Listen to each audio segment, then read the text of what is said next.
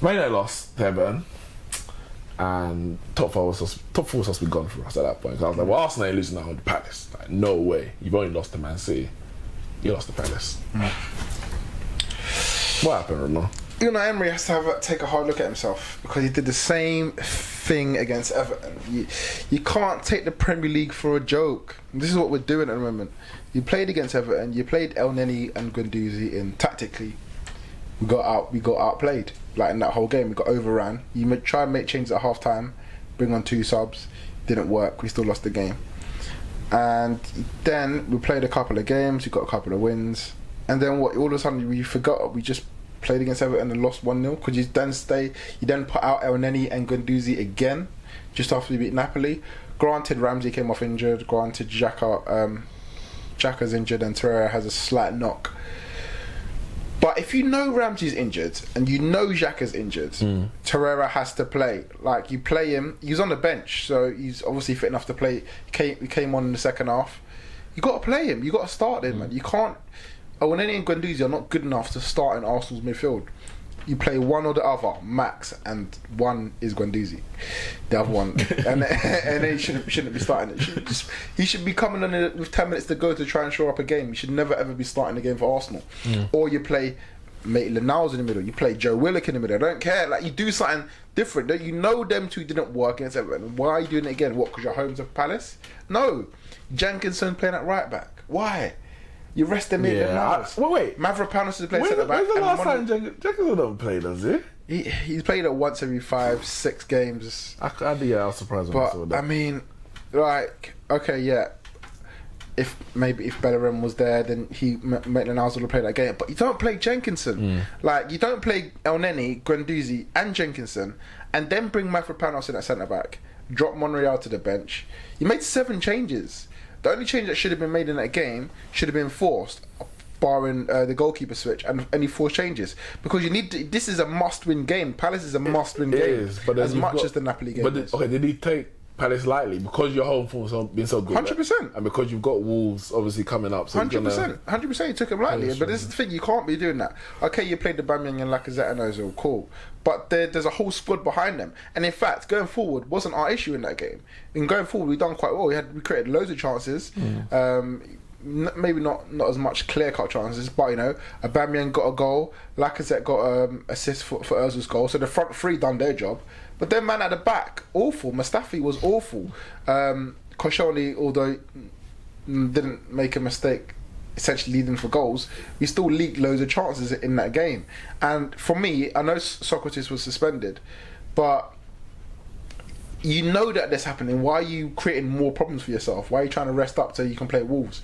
What happens when we play Wolves and we don't win that game? Then you got both games wrong. Do you know what I mean? You have to go for the first game in front of you. And I think the next game is always the most important. Yeah, always. And Emery's got away with a lot this season by making these changes at half time and getting away with it. He did another 2 changes at half time against Palace, and this time it didn't work. The way we came on did well, but we didn't get the points, and that's what we needed at the end of the day. And Emery has to have a hard look at himself and say, listen, every game is important, and then we do not have a squad like Man City have.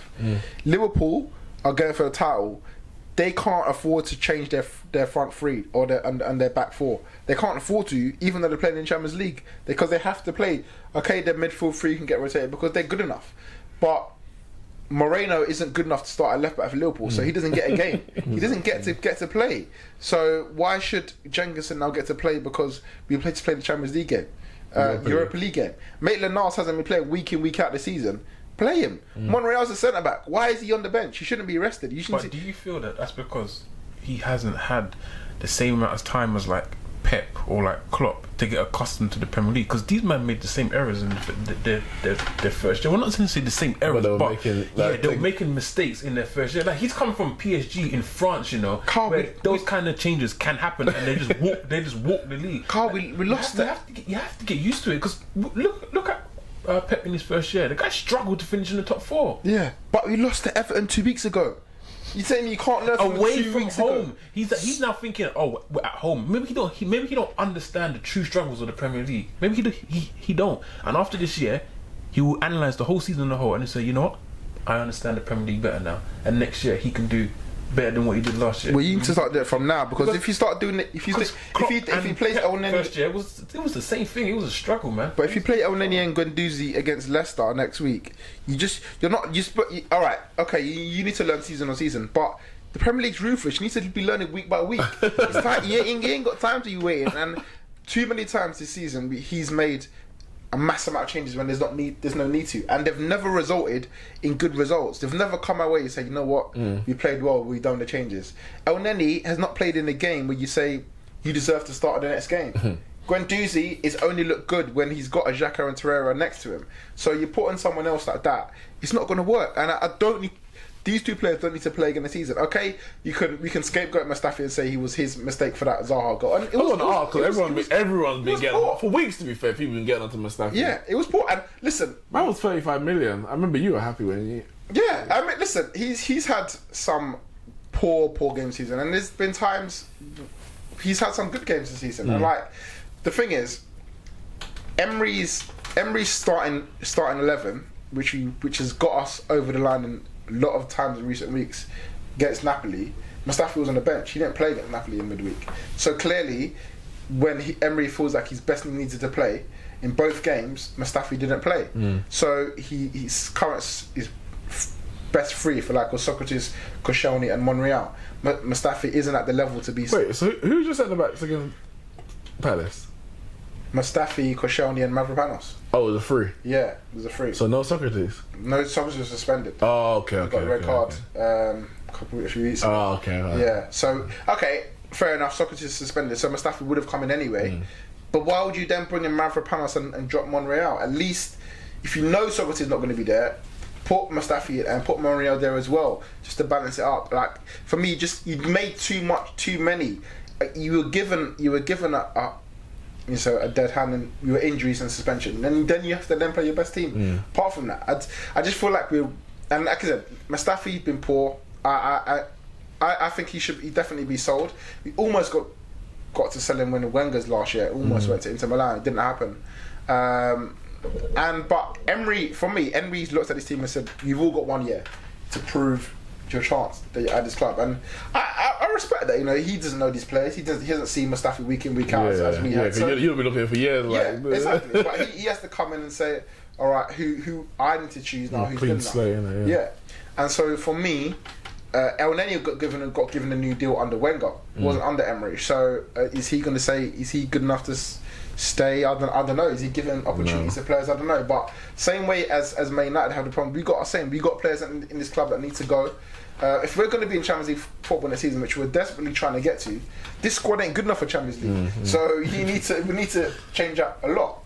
And there are a lot of positives in this season. Definitely, this could be a brilliant season. If you win Europa League, I think a lot of these teams in the top 6, 1 or 2 games will define your season. Yeah, you win a couple of them, very good season to very good season. You lose one, terrible season. It's literally like that.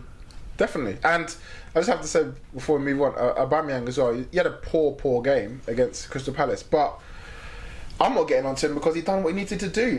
He's a striker, and people say, "Oh, you know, he's in and out of games." At Watford, he closed down the goalkeeper, got his goal. We won 1-0. To this game, he made a mad run through the Palace defenders, banged in a goal. He's got 19 goals this season. I ain't got no smoke for Aubameyang. You keep doing your thing, keep scoring, keep being out of the game and scoring your 1 goal in the game, because that's what I need you to do. Because how many strikers this season are not doing that? He's the joint top goal scorer this season. There's other strikers that will be scoring from 30 yards every 2-3 weeks, and they're getting hauled. Lacazette got 13 goals. People say, why do you not say Lacazette's better than Aubameyang? Because Aubameyang gets the goals. What I need, like Lacazette could do the fancy things and score the goals. I love them both, but for me, Aubameyang's the better player because he gets the goals when you need him to. And it's not. So I'm not surprised he's there. I predicted he will get top goal scorer. So this is what we needed, a man to come in and score the goals. Now we've got to show up the other end of the pitch.